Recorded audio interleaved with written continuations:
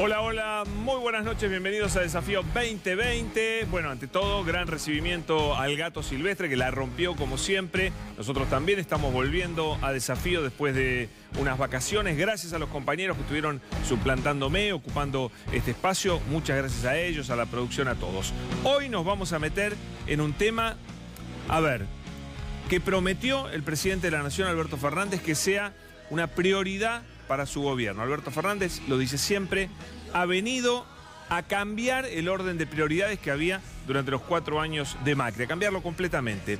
Una de las prioridades es la educación, debe ser la educación. Por eso, en segundos, estamos charlando con Nicolás Trota, el ministro de Educación, porque algo que no debe volver a pasar en la República Argentina es que se postergue a los docentes, que no comiencen las clases, que los chicos se vean afectados. De todo eso vamos a hablar. Empiezan las clases en todo el país gracias a que se firma una paritaria nacional. ¿Cuánto va a ganar un docente? ¿Cuál va a ser el mínimo de aumento que van a recibir los docentes? Todas las preguntas las va a tener que contestar ahora el ministro de Educación, que ya está sentado con nosotros. Así que en minutos, todo lo que hay que saber sobre el comienzo del ciclo lectivo y cómo este gobierno quiere cambiar y que sean los docentes de una vez por todas una prioridad en la República Argentina. Después vamos a hablar de economía, que hay mucho para charlar. Está en los Estados Unidos el ministro de Economía, Martín Guzmán. Hubo reuniones muy importantes ahora con el Fondo Monetario Internacional, después de estar a su vez en Arabia Saudita, reunido con Cristalina Georgieva, la directora general del Fondo Monetario Internacional, en la reunión del G20. ¿Qué está pasando exactamente? Al mismo tiempo, otra noticia internacional. Parece que los mercados creen que el coronavirus va a traer un perjuicio económico a más de un país. Ustedes saben, el coronavirus hoy es un problema que estaba circunscripto a China. Ahora es un problema para Italia, es un problema para Irán. Hoy la OMS, la Organización Mundial de la Salud, aclaró que todavía no es una pandemia, pero que lo puede ser en cualquier momento. También tiene un montón de efectos económicos que vamos a discutir enseguida. Y después nos vamos a meter en el tema del crimen de Fernando Báez Sosa. Yo creo, lo voy a discutir con dos invitados especiales que tenemos, que la sociedad argentina vuelve a hacer lo que le encanta hacer. Yo no hablé casi del tema Villa Gesell porque ocurrió mientras yo estaba de vacaciones y quiero dejar sentada mi opinión, que tal vez sea un poquito diferente a la que han escuchado mayoritariamente. Yo creo que la sociedad argentina de vuelta vuelve a hacer lo mismo ante problemas similares. Carga las tintas en los castigos y deja para otro momento el análisis de por qué ocurren las tragedias como esa muerte. Y quiere solucionar todo con condenas durísimas, que además sabemos perfectamente que no van a tener lugar, que no van a ocurrir, pero las reclama la sociedad, las reclama el periodismo, y también después, por supuesto, los fiscales y jueces anuncian terribles condenas, califican en forma terriblemente dura los delitos. Todo eso después se cae a pedazos, nunca se sostiene. Es toda una mentira, es todo un engaño, es un autoengaño más de esta sociedad. Así que voy a charlar con ellos y voy a discutir fuerte sobre esto. Yo no creo que ellos hayan planeado el asesinato. Sí, tengo clarísimo que cometieron un homicidio simple, de 8 a 25 años de prisión. Ya es una condena durísima, pero inventar que 11 personas que van a bailar un boliche se ponen de acuerdo para matar a una persona previamente, eso es un disparate. Bueno, lo vamos a discutir, Por supuesto está con nosotros José Nathanson, que también se va a meter en el tema de educación. En un ratito estoy charlando con él. Ahora me voy a charlar ya mismo con el ministro de Educación, que está sentado aquí en la mesa y a quien le agradezco que esté con nosotros. Hola, Nicolás. ¿Qué tal, ministro? ¿Todo bien? Todo muy bien, ¿vos? Bien, muy bien. Tengo un montón de preguntas porque hay mucha ansiedad por saber si este año comienzan las clases en todos los distritos cuando corresponde. Faltan pocos días. Pero por darte algunas respuestas, aunque sea. Bueno. Algunas están reservadas para la reunión del miércoles. Bueno, sé que el miércoles hay una reunión muy importante. ¿Qué pasa el miércoles? Empecemos por ahí. El miércoles tenemos una reunión de la Paritaria Nacional Docente, donde van a estar los representantes de los 5 sindicatos con representación nacional y el Comité Ejecutivo del Consejo Federal de Educación, donde vamos a plasmar una propuesta concreta en cabeza del Gobierno Nacional relacionada a 2 cuestiones, que es la responsabilidad de la Paritaria Nacional. Por un lado, fijar el salario inicial para todos los maestros y maestras en toda la Argentina, que hoy es de 20.250 pesos.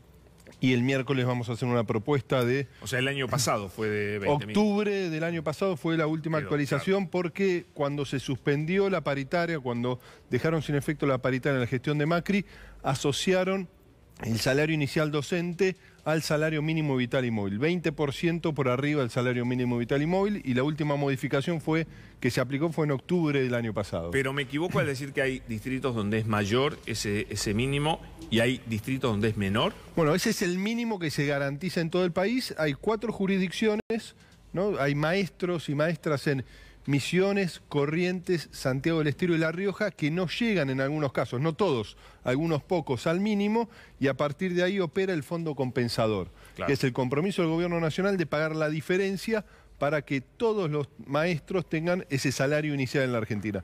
Hay otras provincias... Termina con la firma de la paritaria nacional, porque ahí habría un nuevo piso, pero que deben cumplir todas las provincias obligatoriamente. Deben cumplir todas las provincias, muchos ya lo están cumpliendo, inclusive claro, en la modificación, en el aumento van a seguir sobrepasando lo que es ese número, y aquí puede llegar a darse que algunos trabajadores o algunos maestros ingresen al fondo compensador y el Gobierno Nacional tenga que aportar ese dinero. Y luego va a haber una oferta concreta por parte del Gobierno Nacional para fortalecer toda la instancia de negociación que hay en las provincias, porque simultáneamente a la paritaria nacional, donde participaron los 24 ministros y ministras de Educación, hay negociaciones que se están llevando adelante en las 23 provincias y la Ciudad de Buenos Aires en salarios que mayoritariamente pagan las provincias, pero que también participa el Gobierno Nacional. Y este esfuerzo que va a hacer el Gobierno Nacional con la oferta pretende dar un esquema de previsibilidad del inicio del ciclo lectivo en todas las jurisdicciones del país. Pero, a ver, la existencia de esta paritaria, supongamos que se ponen de acuerdo con los 5 gremios nacionales, no elimina la posibilidad de un paro o un retraso en el comienzo del ciclo lectivo en algunas jurisdicciones. Puede darse, nosotros sí venimos monitoreando. No garantiza que no va a pasar. No garantiza, pero simplifica y genera un horizonte de instauración de un esquema de diálogo, ¿no? Y que también se está observando en muchas provincias. Yo lo veo eso como que facilita mucho la discusión en las provincias donde el salario está muy demorado, digamos, en su incremento. Pero en aquellas donde venían teniendo buenos aumentos, como por ejemplo en Capital Federal, o donde se había luchado mucho también, sin mucho éxito, hay que decirlo, en Provincia de Buenos Aires, ahí va a ser más difícil. No, pero nos parece que está encauzado, ¿no? A partir del diálogo nosotros creemos que es importante establecer tranquilidad, que creemos que en todas las jurisdicciones hoy hay la posibilidad del inicio del ciclo lectivo. Para nosotros es una certeza en la inmensa mayoría de los distritos de la Argentina que van a empezar las clases. Hay algunas jurisdicciones... ¿Cuál sería el más complicado? Bueno, Chubut hoy es una provincia que, a pesar de los importantes avances que hubo en los últimos días, donde el gobierno se pudo poner al día en lo que era parte de los compromisos salariales del 2019, sigue habiendo una instancia de conflicto. Uno de los sindicatos, el sindicato mayoritario, ha manifestado que van a ir hacia una medida de fuerza. Las clases en Chubut están empezando el miércoles, hay un paro de 72 horas convocado. ¿Miércoles comienza? Este miércoles, y también en la provincia de Mendoza, son las 2 jurisdicciones que empiezan el 26 de febrero. Después todas las restantes, salvo Misiones, que empieza el 9 de marzo, comienzan el 2 de marzo. Entonces, en esta situación, para nosotros la paritaria es una herramienta imprescindible, no solo para discutir salarios, sino también el rumbo y la inversión educativa que necesita nuestro país. Pero digamos, si se firma, la paritaria nacional se podría firmar el miércoles mismo. Se firma el miércoles y luego va a ir a las asambleas de cada una de las organizaciones sindicales para terminar de aprobarlo. ¿Y cuánto tiempo tienen los distritos para discutir? ¿4 días? No, ya vienen discutiendo. Ya está muy avanzada. Ya está muy avanzado. No es que todos están esperando al miércoles, hay diálogos bilaterales con todas las organizaciones, han participado los ministros de Economía y de Educación en la propia paritaria nacional, hay una coordinación muy articulada, inclusive nosotros tuvimos reunión del Consejo Federal de Educación en Mar del Plata el día sábado, donde terminamos de analizar la realidad de cada una de las jurisdicciones. Ahora, a grandes rasgos, el año pasado tuvimos una inflación de más del 50%. Sí. ¿Es posible que los maestros... yo sé que es muy complicado dar un ejemplo en especial porque todos tuvieron aumentos y demás, pero ¿podemos decirle a los maestros que van a tener un aumento parecido a la inflación? Nuestro compromiso, lo ha planteado el presidente, es el compromiso que nosotros asumimos, es que los salarios en el 2020 de los maestros y las maestras le van a ganar a la inflación. Cada pérdida de capacidad de compra del salario de todos los argentinos hemos perdido en estos 4 años. Como la guerra. No se puede recuperar, no podemos pretender recuperar en 3, 4, 6 meses o inclusive en un año la pérdida frente a una Argentina que se ha derrumbado, frente a un Estado nacional que también está muy encorsetado. Sabemos lo que es el frente externo de negociación que está llevando adelante el presidente, el ministro Guzmán. Y lo que sí queremos dar es un horizonte que este año va a empezar un proceso de recuperación salarial. Por eso queremos negociaciones de corto plazo, porque tan importante como fortalecer, como robustecer los salarios, es atacar la inflación. Entonces, de corto plazo es hasta mitad de año la negociación. Sí, puede ser mitad de año, agosto, julio, depende de cada una de las jurisdicciones. Sí, la decisión del presidente es fortalecer a partir de lo que es la propuesta salarial que vamos a hacer el día miércoles, la posibilidad de aliviar en parte lo que es la realidad de las provincias y que el aporte del gobierno nacional y el aporte que van a llevar cada una de las provincias permita un proceso de recuperación salarial en una Argentina que sigue en una crisis muy profunda. Ahora, por más aumento que tenga el salario mínimo de 20.000 pesos, por más aumento que tenga, sigue siendo un salario muy bajo, ¿no es cierto? Sigue siendo un salario muy bajo para un maestro que cumple un solo cargo, un solo turno y un salario inicial. Hay provincias que están muy arriba de ese salario inicial. Obviamente para nosotros la discusión del salario es un tema central, que se relaciona también a algo que nosotros venimos remarcando. Argentina ingresó en el año 2016 en un proceso de marcada pérdida de inversión educativa que también se refleja en el salario. Sí. En el 2015 por primera vez superamos el 6% del Producto Bruto Interno en inversión solo en educación, 6,1%. Hoy estamos en el 4,8%. No solo ha caído la inversión del gobierno nacional en educación, sino también cayó la inversión de las provincias y al mismo tiempo otro dato alarmante en los últimos 4 años es que la participación del presupuesto educativo ha caído en el marco del presupuesto nacional. Entonces, esa es una inercia que nuestro gobierno ha tomado la decisión de romper y de priorizar la inversión educativa, como se hizo en su momento, porque en el 2005, a partir de la sanción de la Ley de Educación Nacional y la Ley de Financiamiento Educativo, toda la sociedad tomó la decisión de invertir prioritariamente. Ministro, ¿quiere escuchar lo que tiene para decir José Nathanson? Por supuesto. Que va a hablar de educación y después terminamos la nota con usted con 2 preguntas más. ¿Cómo no? ¿Puede ser? José Nathanson, señores, con nosotros. Adelante, José, todo tuyo. ¿Qué tal, Pablo? Buenas tardes. Buenas noches. Si te parece, vamos a tratar de analizar... Se me atrasó el reloj. Si te parece, vamos a tratar de analizar algunos rasgos que me parece que son especialmente singulares, significativos del sistema educativo argentino. Un sistema que es muy grande. En Argentina hay 14 millones de alumnos, casi 1 millón de docentes de todos los niveles, hay 60.000 escuelas, hay 131 universidades. Muy grande, muy diverso, muy complejo. Vamos a analizar en algunos gráficos y algunos datos que ayudan a mostrar algunos rasgos que creo que pueden contribuir a hacer una especie de foto, de caracterización del sistema educativo argentino. Lo estamos sacando de esta publicación que hicimos nosotros en Le Monde, que se llama El Atlas de la Educación Argentina, que presentamos justamente con Nicolás Trota, lo elaboramos junto con la Universidad Pedagógica. Mira, vamos a ver un primer gráfico que creo que ayuda a ilustrar lo que para mí es el rasgo principal del sistema educativo argentino, que es su voluntad de inclusión. Es un sistema que a lo largo del tiempo ha demostrado, desde la sanción de la ley 1420 en el año 1884, presidencia del compañero Roca, que fue la ley fundante del sistema educativo argentino, es un sistema que aún en sus peores épocas trata de incluir. Mirá, acá lo que estamos viendo son las cantidades de escuelas con jornada extendida o completa. Fíjate cómo ha ido creciendo 2011, 2003, 2012, 2013, etcétera. Esto es muy importante, porque tiene que ver con otra realidad, que es el hecho de que hay cada vez más mujeres que trabajan que necesitan dejar a los chicos con alguien durante el día. La jornada extendida, que ha ido creciendo de manera muy significativa, aunque si mirás los datos del 16, mirá, acá empieza Macri. Fíjate, cayó un poquito.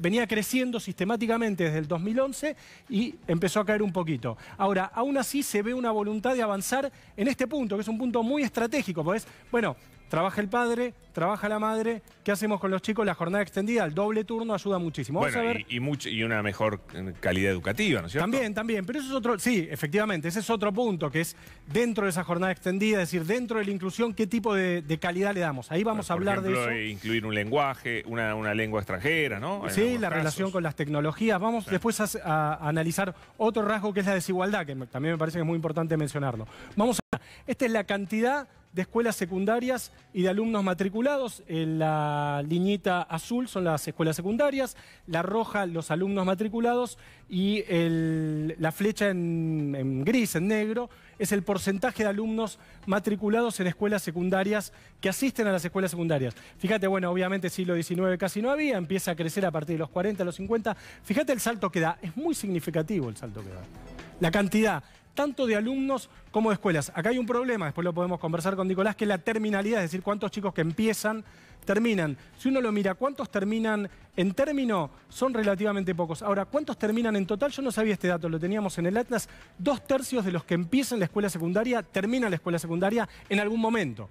Por ahí no la terminan en los 4 o 5 años previstos, sino que la terminan en algún momento. Ahora, esto prueba también una nueva realidad, que es que la gente, las personas eligen cada vez trayectorias educativas diferentes. Un chico que empieza la escuela secundaria tiene que empezar a trabajar para ayudar a la familia, después la retoma, después termina en nocturno. Son realidades nuevas. Un sistema educativo que a veces es un poco rígido, no logra del todo adaptarse a estas realidades y las estadísticas no la capturan. Pero bueno, es un dato. Vamos a ver ahora 2 placas que ilustran otra realidad del sistema educativo argentino, que es la desigualdad. Es un sistema muy inclusivo, muy grande, con mucha voluntad de meter a la gente adentro, pero que al mismo tiempo genera desigualdad o no termina de corregir la desigualdad del mercado, vamos a decirlo en términos un poco más precisos. Y esto se ve en diferentes cosas. Por ejemplo, asistencia escolar por grupo de edad según estrato de bienestar. Es decir, estamos diferenciando acá medio alto, los más ricos en celeste, medio en azul, vulnerable y crítico, los más pobres. Fíjate, acá están todos incluidos. Esta es escuela primaria. Sí. ¿Se ve? ¿Se alcanza a ver? Todos incluidos. Casi 100% de todos los estratos, medio, medio alto, alto, bajo, etcétera, van a la escuela primaria. Ahora, cuando vos agarrás preinicial, jardín de infantes, ya ves que esta línea, la línea del estrato crítico, los más pobres, es más chica. Y cuando vas al último, que es la universidad, también es más chica. Entonces, estamos muy bien en escuela primaria, estamos bastante bien en escuela secundaria, hay casi una cobertura universal. Cuando vas a preinicial y a universitario, se empieza a diferenciar por estrato social. Ahora, si uno mira otro tipo de desigualdades, no quiero abrumar con gráficos, voy a mostrar uno solo más, pero uno podría ver desigualdades regionales, desigualdades de todo tipo. Este es de género en la universidad. Argentina tiene un sistema universitario enorme. Nicolás fue rector de una universidad, hay 131 universidades, un sistema que creció mucho, se multiplicó. Las universidades del conurbano y del interior hicieron un trabajo muy importante para meter gente que antes no podía llegar a la UBA. A veces, Pablo, esto es interesante, a veces Dios escribe derecho con renglones torcidos. ¿Sabes cómo empezaron a multiplicarse las universidades en Argentina? Cuando Menem quiso debilitar a la UBA, que era un feudo radical, y empezó a crear universidades. Esto hizo que, sobre todo en el conurbano, esto hizo que más chicos empezaran en los 90 a asistir a universidades simplemente porque quedaban cerca de la casa, y esto después pegó un salto fenomenal durante el kirchnerismo. Ahora, desigualdades de género, distribución de cargos directivos universitarios según género. Vos ves, secretarios académicos hay más mujeres que varones. Mujeres en rojo, varones en azul. Un día lo vamos a pintar de otro color, pero bueno, por temas pedagógicos lo hicimos así. Ves vicerrectores, ya hay menos mujeres. 12 contra 34 varones.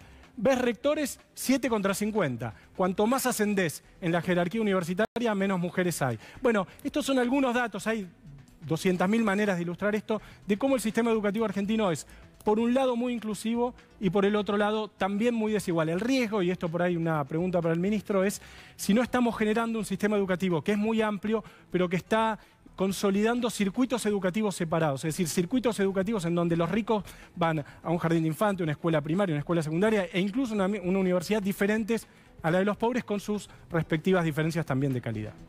Buenísimo, José. Venite para acá. Dale. Que le trasladamos. Primero queremos escuchar una opinión sobre esto del ministro Trota. Bueno, creo que ahí es importante en el panorama que dio José remarcar que nunca nuestro sistema educativo transitó un proceso de mayor universalización o cobertura en todos sus niveles, ¿no? Creo que parte de la agenda que tenemos que dar es cómo logramos que nuestra escuela sea la herramienta de ruptura de la profunda desigualdad que hoy tiene Argentina.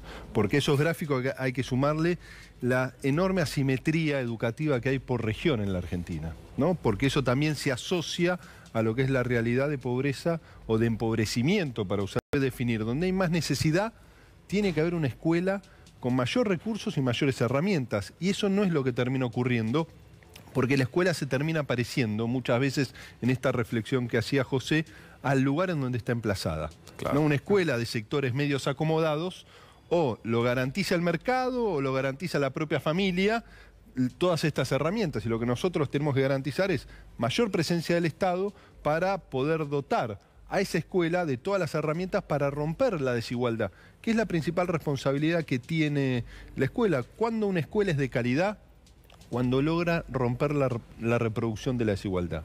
Y es ahí donde tenemos que poner el foco. Eso es lo más difícil. Eso es lo más difícil. Bueno, pero esa es la responsabilidad que tiene nuestra sociedad. Sí, ¿no? sí, es toda la sociedad. Y obviamente la escuela no está exenta del derrumbe general de la sociedad.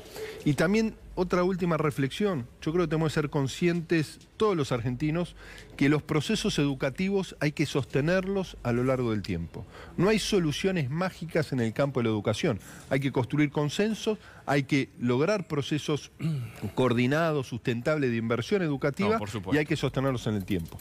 Nicolás, la diferencia de calidad entre una escuela, de calidad educativa en una escuela del norte, de Formosa, de Santiago del Estero, algunas provincias más castigadas del norte, y Ciudad de Buenos Aires o Santa Cruz, que los distritos a los que mejor le ha ido Córdoba en estos términos.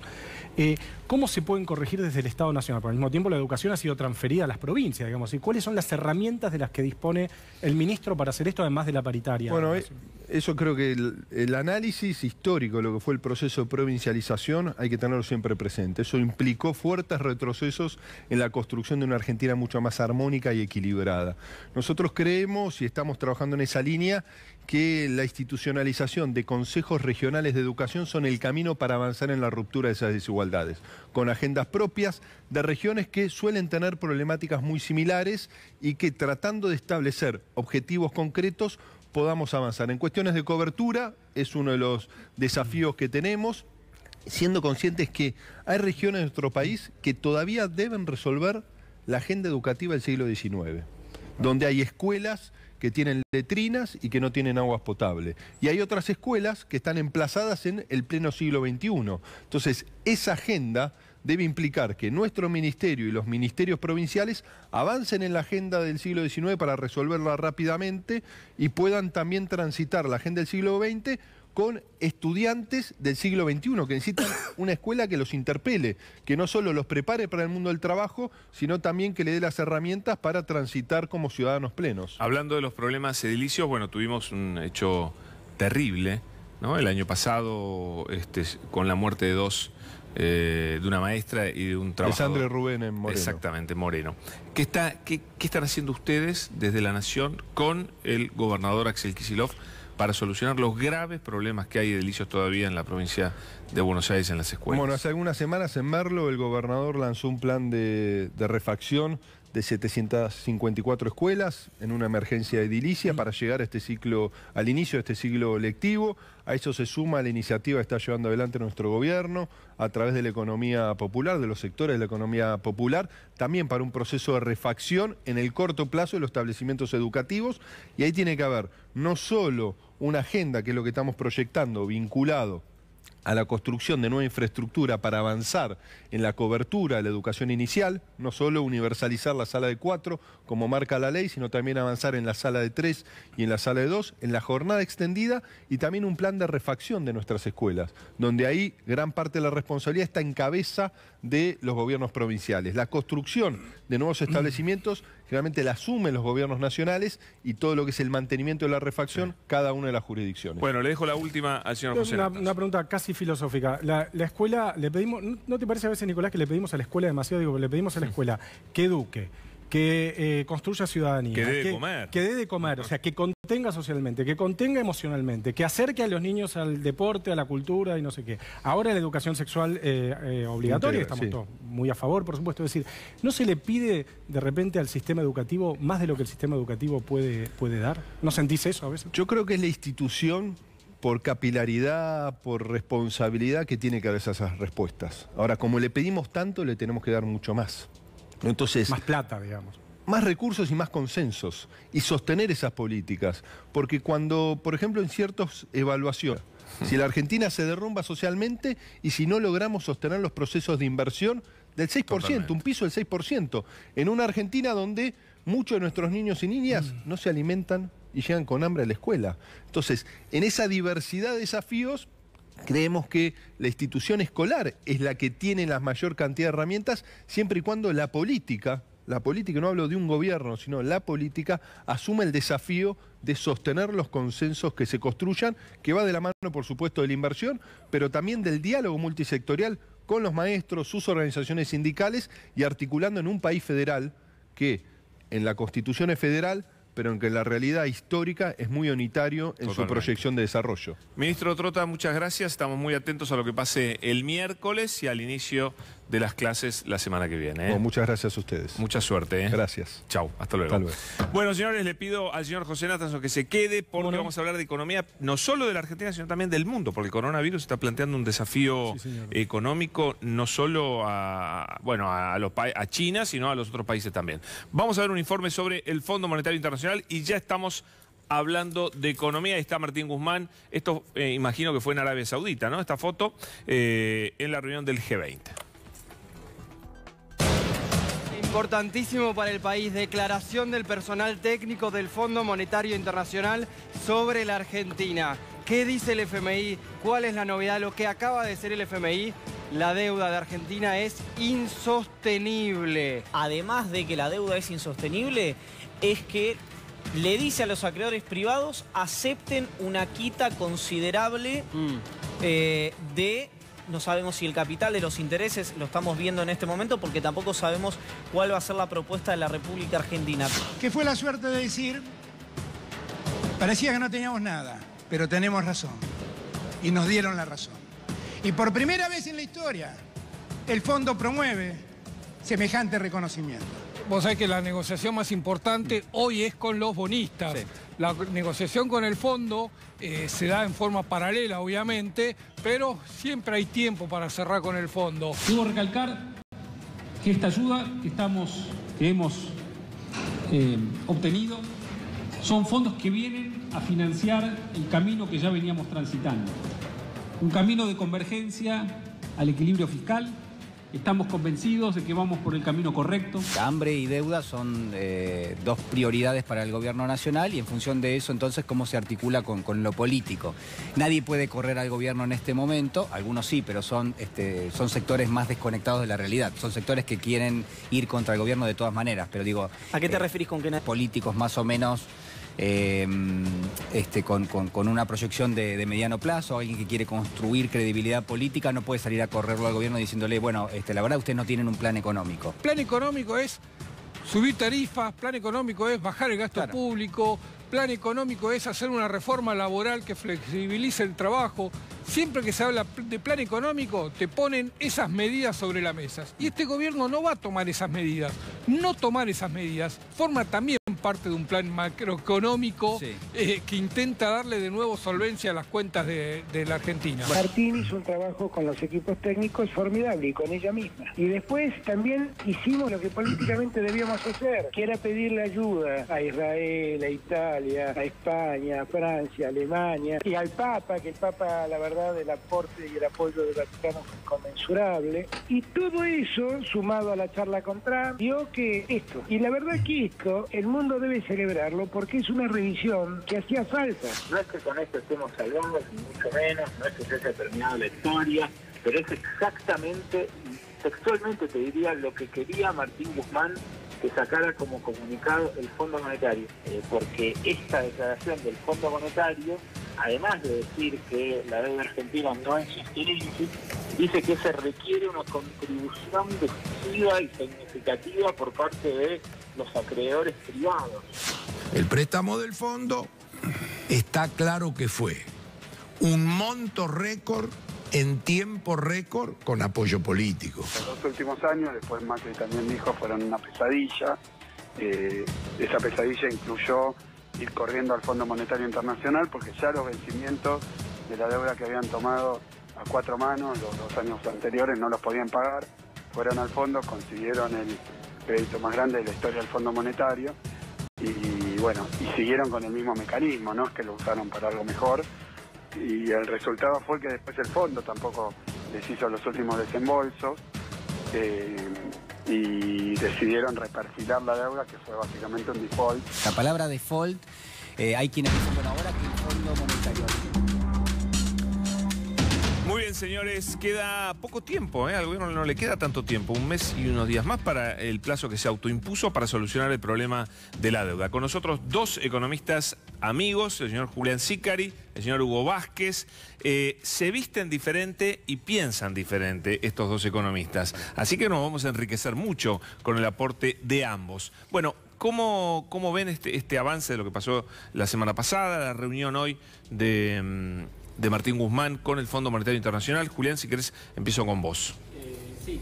En principio, tenemos que pensar que se está jugando un partido a varias bandas a la vez. Sí. O sea, uno es con el fondo, otro es con los acreedores privados, otro que aparece menos en escena, que es con el Club de París, y un cuarto tiene que ver con la provincia de Buenos Aires.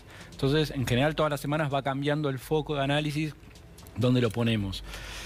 Con el fondo parecería que está más encarrilada la cosa porque la estrategia es buscar una refinanciación o un estiramiento de los plazos y no empezar a pagar en 2022, 2023. Esa me parece que con el consenso de la gira europea, eso está más o menos claro. La cuestión con los acreedores privados, ¿no? El tema de la deuda me parece que es lo prioritario porque el gobierno definió toda su estrategia económica en función de cómo se va a resolver eso. Entonces, acá me parece que hay 3 o 4 cosas que es central tener en cuenta, sobre todo teniendo en relación a una diferencia con lo que fue el canje de 2005. La primera tiene que ver con el escenario, que nosotros en 2005 realmente tiene dificultades, o sea, en 2018 cuando fue a pedir la ayuda al fondo es porque no podía seguir pagando con sus propios recursos, pero hasta ahora no defaulteó ningún bono, en todo caso los reperfiló, los aplazó un poco, pero sigue pagando formalmente, no rompió con nadie, no rompió ningún contrato. Eso es una diferencia importante. La segunda, que es la más importante de todas, que me parece que en Argentina no se le presta suficiente atención, pero es un experimento mundial que tiene que ver que hay nuevas reglas internacionales sobre cómo se maneja la cuestión de la deuda. En 2005 se intentó un megacanje muy grande con todos los acreedores y vengan y vemos. Ahora hay reglas distintas que dice que si vos tenés el 75% de los acreedores aceptaron el canje, no pueden ir a tribunales internacionales. Entonces vos estás dejando afuera a los buitres. En ese momento esa estrategia era importante tener en cuenta, hoy no corre más. Sí. Un tercer elemento también muy importante tener en cuenta, que los actores son distintos a 2005 a los actuales. En 2005 la mayoría de los tenedores eran, en todo caso, bonistas inexpertos, jubilados, japoneses, italianos. Hoy la mayoría de los tenedores son grandes fondos de inversión, ¿no? Templeton, BlackRock, Fidelity. Y con la regla del 75%, en muchos casos lo que están haciendo es poniéndose de acuerdo para bloquear, ¿no? Porque si hay dos fondos... Bloquear a los loquitos, digamos. Claro, no, pero bloquear en este sentido. Son los que se pueden sentar a negociar con el gobierno porque si, por ejemplo, un fondo tiene el 30% de un bono, dice, si no me das buenas condiciones no entro al canje y te hago caer la operación. Claro. Entonces, tiene poder de veto casi. Claro, exactamente. Eso es muy importante tener en cuenta. Entonces, ahí cambia. Otro elemento también importante, en 2005 el FMI no apoyó esa operación. En este caso, en principio, apoyaría, ¿no? Por lo menos las señales que está dando, el comunicado que dio la semana pasada, está dando un guiño de que sí, va a estar a favor de una quita, de una renegociación. Eso es muy importante también. Pero todo esto que estás expresando, ¿nos acerca al acuerdo? Lo que pasa que, a ver, hay varias cosas que hay que tener en cuenta porque hay un muy ligero precipicio por el cual se maneja la deuda. Por un lado, hoy la mayoría de los intereses, más o menos si uno quisiera hacer un promedio, de la deuda están al 8% anual. O sea que todos los años los intereses y la deuda crecen un 8%. La economía, para mantener esta... Pensemos que la deuda y el PBI están casi al 100%. Entonces, la deuda crecería al 8% y ¿a cuánto tiene que crecer la economía para mantener la relación? Qué locura. Imposible. Ahí está la insostenibilidad. Claro, eso no es manejable. Entonces, lo que vos tenés que hacer es, por un lado, hacer un recorte de capital y por otro lado bajar la tasa de interés. Entonces, si vos creces al 2%, la deuda crece al 2% y la Argentina crece todos los años al 3%, bueno, va a poder ser manejable. Vamos a ver cómo lo ve Hugo. Sí, no sé por qué me presentás distinto, porque la verdad es que coincido mucho con el análisis. Bueno, mira vos. Del colega. La verdad es que sí. La próxima vez venite en musculosa. Claro, que se visten distintos, sí. Pero que ha hecho una trazabilidad de lo que ha pasado. Digo, me gustaría agregar dos cuestiones que me parecen centrales. Primero, sí, coincido en que las negociaciones son distintas. Con el FMI es una negociación, te diría, estratégico-institucional. institucional, es decir, estamos hablando con Occidente, con los líderes, con los principales líderes occidentales y Estados Unidos. Es una negociación más política. Por supuesto que requiere el aplazamiento de los tiempos y demás. Nosotros estamos pidiendo cuestiones concretas al FMI. Pero lo cierto es que es más político el acuerdo. Y luego está el acuerdo o la negociación económico y financiera con los bonistas. Con los bonistas no hay política, no hay instituciones, no hay conveniencia, hay relaciones, hay negocios y hay relaciones financieras. Y el otro aspecto que me parece importante es señalar o profundizar en lo que hacía hincapié el colega. Argentina no cayó en default. Y esto es absolutamente distinto a lo que viene acostumbrado a Argentina que le pasa en los últimos años. Tanto en la negociación, en el canje del 2005 como en el 2010, obviamente estábamos... De todo modo estaban mandando la señal de que si tiene que entrar en default no tiene miedo de hacerlo, lo cual es parte de la estrategia, imagino. Absolutamente, permitime profundizarlo. Que Argentina no haya caído en default significa que existe un mercado secundario de bonos en el que los bonos argentinos, aún en estas circunstancias que son complejas, tienen valor. Sí. Están a un 30, a un 40% de su paridad. Decimos un 30 o un 40% respecto de su valor nominal. Perdieron muchísimo el año pasado, en el 2018 y el año pasado, perdieron terriblemente valor. Pero lo cierto es que todavía tienen un valor. Con lo cual, el gobierno argentino en esta oferta de canje, en la que definitivamente les va a proponer una quita, les va a canjear bonos con menor valor nominal, plazo también. Tiene este equilibrio, este peligroso o complejo equilibrio entre ofertar una quita a los fondos institucionales y que estos no obtengan un valor superior en el mercado secundario. Es decir, cuando vos tenés la posibilidad de vender un título argentino en el mercado secundario al 30-40% de su paridad, y el gobierno argentino te ofrece lo mismo o un poco menos, es complejo, preferís todavía no canjearlos. Con lo cual, el gobierno está entre no generar tanta euforia, tantas buenas noticias respecto a la proximidad de un acuerdo, porque esto te hace aumentar los bonos, buena y esto frustra la posibilidad de un canje con una aceptación mayoritaria. Para cualquiera de los dos, el gobierno se autoimpuso una fecha que es fin de marzo, porque a partir de abril empiezan a caer los vencimientos fuertes. ¿Ustedes creen que se llega a una negociación a término antes de esa fecha? No, yo la verdad es que no tengo del todo certeza de que puedan cumplir. Sí, abril-mayo, te diría en mayo, están los vencimientos más gruesos. No, la verdad es que me parece que todavía resta, porque como decía el colega, la negociación con los privados es todavía más compleja que con el Fondo Monetario. Con el Fondo es una negociación pesada pero política, con lo cual ante una fecha límite la posibilidad de un acuerdo existe. Ahora, con los privados, la acumulación yo creo que es probable que tengan que extenderse algunos días más. Sí, de acuerdo, o sea, es imposible. Ellos dijeron que el 15 de marzo iban a presentar la oferta y el 31 cerrarla. En 15 días es imposible porque vos necesitas varias rondas, hacer consensos, negociar, salvo que sea que... Seguramente debe haber varios ases bajo la manga que nosotros desconocemos, que a mí me parece que tienen que ver un poco con lo que le señalaba acá Hugo, que el gobierno está señalando que va a hacer una quita agresiva. Entonces, supongamos, ¿no? Yo planteo un escenario que diga, bueno, les voy a hacer un recorte de capital del 30%. Y de golpe, el día de la oferta es del 10%. Eso va a hacer que los bonos suban muy rápido y quieran hacer un canje rápido. Tal vez tengan esa estrategia. Claro. Que eso facilitaría, porque... Acá para que entre la mayoría, para que entre el 75%, tendría que ser una oferta muy generosa. Ahora, si es una oferta muy generosa, después muy se hace probonista, insostenible. Claro, se hace insostenible. Entonces, este es el precipicio que marcaba. O sea, no se pueden hacer las dos cosas. Entonces, vos le tenés que quitar para que funcione, pero no le podés quitar tanto porque si no, no entran. Bueno, vamos a seguir esto muy de cerca. Mientras tanto, hoy los mercados se hicieron pelota por el coronavirus porque entiendo yo, supongo, que los mercados creen que el coronavirus le va a hacer perder plata a mucha gente, ¿no? Sí, ¿es eso? Por supuesto, impacta fuerte. Primero impactó y muy fuerte en Asia, en China. Asia es el principal motor de la economía mundial, pero ahora se trasladó, te diría, el primer impacto en Europa Central, Occidental. Y esto destrozó, hizo bolsa hoy un lunes negro, te diría. Pero afecta a los negocios, afecta al comercio, va a afectar todo. Está absolutamente paralizado China, se ralentiza el comercio internacional, depende, como te decía, el mundo en parte del crecimiento de Asia. Sí, claro, que China y que gran parte de los países asiáticos resientan su crecimiento, sus posibilidades de crecimiento económico y de comercio, por supuesto que afecta a los países industrializados, europeos, y a los países productores de materias primas. Hasta ahora viene impactando en las materias primas industriales, en los metales, cobre, zinc, petróleo, por supuesto, el petróleo está muy golpeado y cayó 5%. No, totalmente. Pero todo lo afectado, lo que tiene que ver con la industria, todavía no las materias primas, los granos, todavía no. Un ejemplo práctico, ¿no? Se suspendió el mayor congreso donde se presentan los celulares, ¿no es cierto? Sí. La reunión de los vendedores de celulares más grande del mundo, que se hace en Barcelona, se suspendió.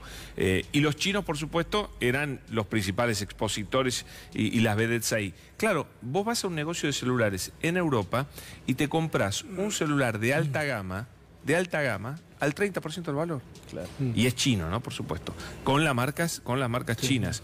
Las dos marcas chinas que hay. Sí. Huawei y Xiaomi. Y eso te demuestra lo que es China. Van a ser los dueños del negocio de los celulares, si no es que no lo son ya directamente. Sí, por cantidad, sí, lo son. Sí. Bueno, ¿y vos qué crees, Julián? Sí,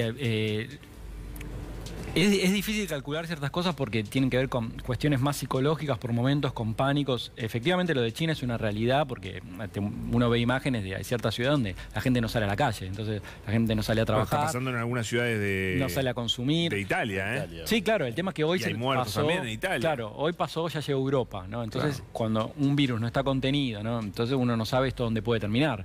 Porque aparte se puede propagar muy fácil. Hoy creo la Organización Mundial de la Salud dijo que hay peligro latente de pandemia, ¿no? Que en cualquier momento se puede declarar. La pandemia puede llegar. Eso cierra aeropuertos, cierra el comercio, cierra el consumo, la producción. Bueno, entonces eso indefectiblemente hace que... Sí, perdón, en un momento en que la economía mundial venía frágil por la guerra comercial y demás, no es que estábamos muy bien y ahora bajamos un poquito. Sí, claro. Bueno, todo lo que tenga que ver con renta variable, acciones. Hoy las empresas, las relacionadas con el turismo, las de aviación, etcétera, todo lo que tenga que ver con relacionado con la actividad real, con la actividad económica, hoy está sufriendo y va a seguir sufriendo en los próximos días, en tanto y en cuanto, y no pensemos en que esto se queda en ahí, Europa. por supuesto. Eso si ni esto hablar. se extiende por Europa, realmente, vamos a por lo menos las acciones van a estar muy golpeadas, no así los títulos soberanos, los bonos, la deuda de los países que son hoy activos refugio. Y esto hace que en algún punto también, cuando te aumentan los bonos de los Estados Unidos, los bonos europeos, te baje el rendimiento, la tasa de interés de referencia en el mundo, y esto en algún punto es beneficioso para la Argentina. Eso es lo que te íbamos a preguntar y lo dijiste sin que te lo preguntemos. Gracias, Hugo. Gracias, Julián. Muy amables a los dos. Gracias, señor. Gracias, Pablo Dugan. Bienvenido de nuevo a esta patria. Muchas gracias. Nos vamos a la pausa. Te pido, pero nos vamos a la pausa y nos vamos a meter después en el tema Villa Gesell. Insisto que tal vez vaya a pelear un poquito con los invitados porque tengo una opinión diferente a la mayoritaria, la que domina un poco el espectro periodístico sobre lo que pasó con el crimen de Fernando Báez. Te lo cuento ahora cuando volvamos.